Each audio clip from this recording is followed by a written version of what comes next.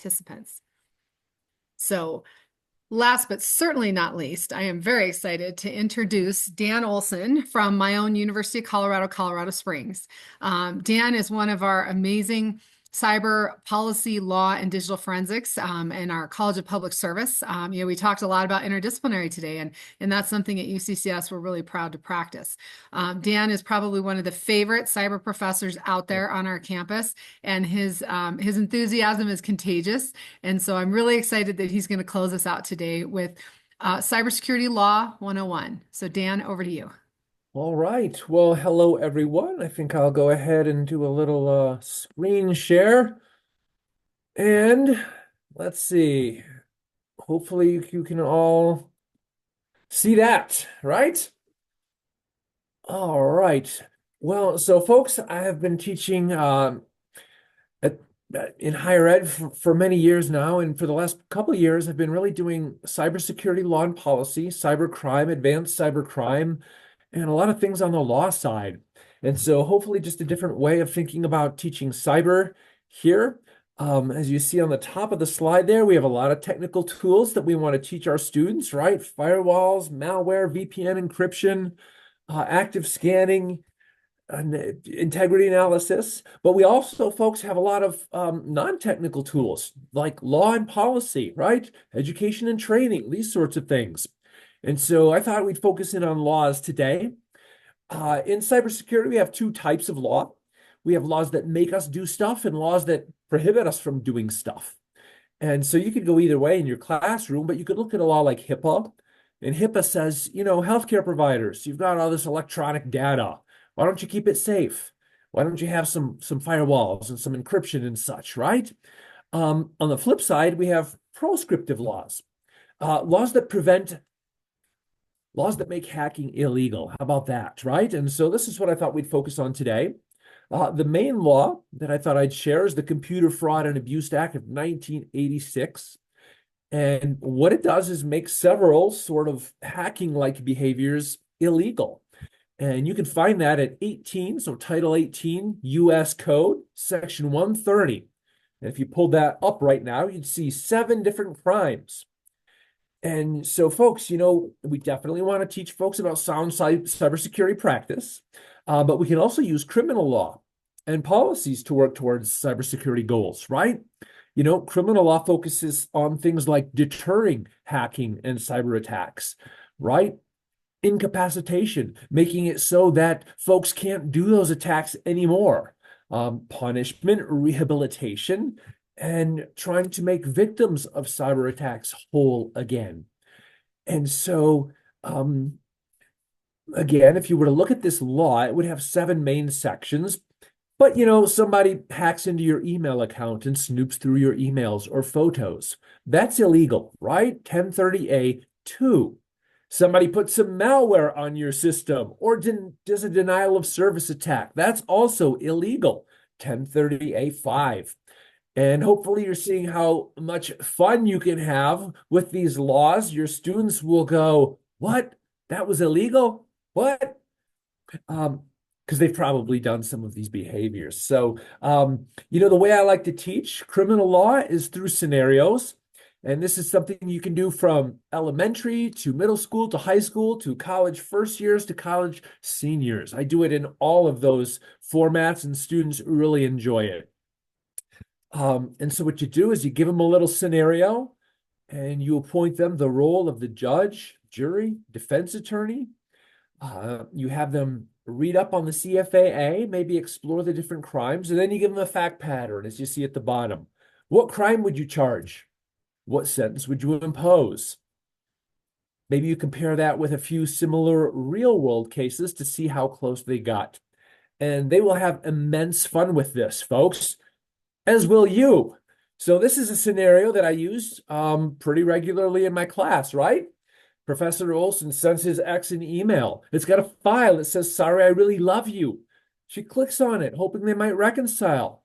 It secretly installs a keystroke logger and allows him to explore files on the C drive. He finds all kinds of stuff, pictures, diary entries. He says, gotcha. If you don't send me $1 million right now, I'm sharing this with the whole world.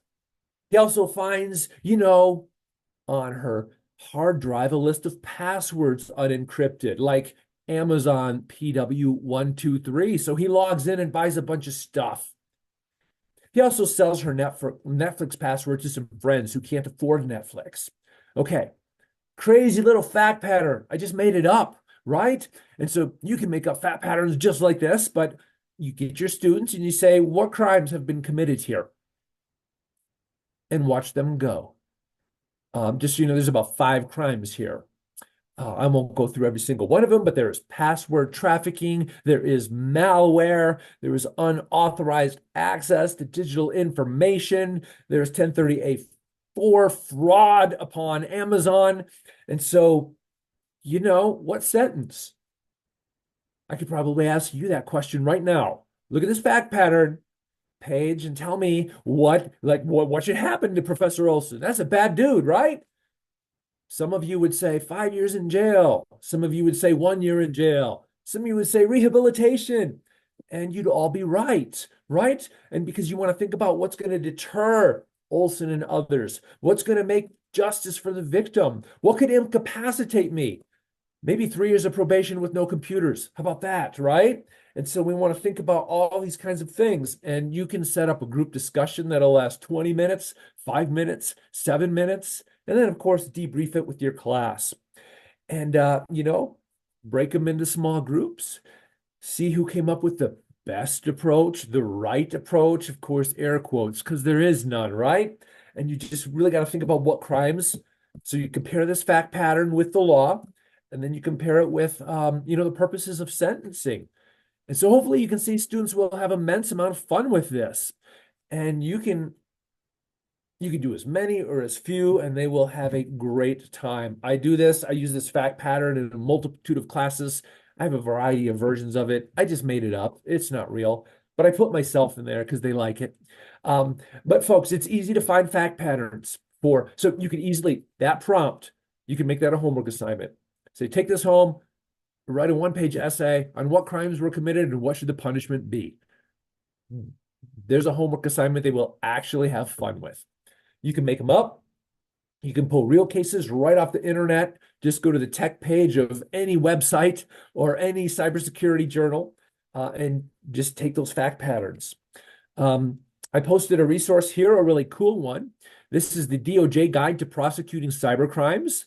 Yeah, it is 213 pages long, but in there is a bunch of fact patterns. And it says, hey, prosecutor, what crime was committed and what should the sentence be? You can pluck those out, use them right in your class. You can assign this. I assign students to read from here all the time. And I put a little link in there for you. And so, there's so many different ways to go here. You can also get creative. You can say, hey, Professor Olson got convicted of violating 1030A5 and he got 20 years in the slammer. What did he do that led to that? Then they'll be like, oh man, he designed a new virus and it went like this and it did this and that. That's what got him in there in the first place. You can give him a scenario with some defenses, right? Maybe one of the more famous, so the first person ever prosecuted for cybercrime was Robert Morris, now Dr. Morris, right? For the Morris worm. And you could give them that fact pattern, have them impose a sentence, and then compare it with the real sentence, right? So you could look up Melissa virus, you could look up the I love you virus and see what happened, and just have your students work through those fact patterns and figure out what crimes were committed. So Mr. Morris said, I didn't really mean it, and I was kind of authorized to do it. The jury did not believe him. But a lot of these times, we've got defenses. Mr. Olson comes to your house to try to fix your computer. He installs a patch. Your computer crashes. Well, I didn't mean to crash your computer. I was just a lousy coder. Have them feel the difference between that and like intentionally crashing your computer, right? And so notice all of these ideas can introduce a lot of tech concepts, right? You saw in my previous slide some vulnerabilities. Amazon PW123, who does that, right? Who stores their passwords in an unencrypted sticky note, right? And so, of course, we all probably do, but we should probably be using a password manager or encrypting those kind of things. And maybe we could set up a fraud alert and things like this. So you can use scenarios just like this to incorporate a lot of different cybersecurity terms, right? Any cyber crime, how'd they do it? Well, they exploited a vulnerability, and I hope we patch it later, right? And so just fact-based scenarios. And this is probably not new for most of you, but really effective, and you have immense amount of creativities. And like we said, all you need is a piece of paper for this one. All you need to do is tell them a story and have them tell you what crime and what punishment. And I do a lot of this, and students really, really enjoy it from all different levels. There is my email. I haven't been tracking the chat closely, but feel free to holler at me anytime. I think I am the last presentation, and I hope I didn't go over time too much. So I will stop there, Gretchen, if that's okay, and if that's what we were looking for, and holler with questions. Dan, thank you so much. Yes, I think it's always so important to talk about how cyber touches all different parts of what we do and what we teach. And I think you've done a particularly effective job of getting students who were all in that law track to say, "Ooh, law and cyber, this is cool. Let's check it out." So thank you so much for your presentation. Any questions for Dan?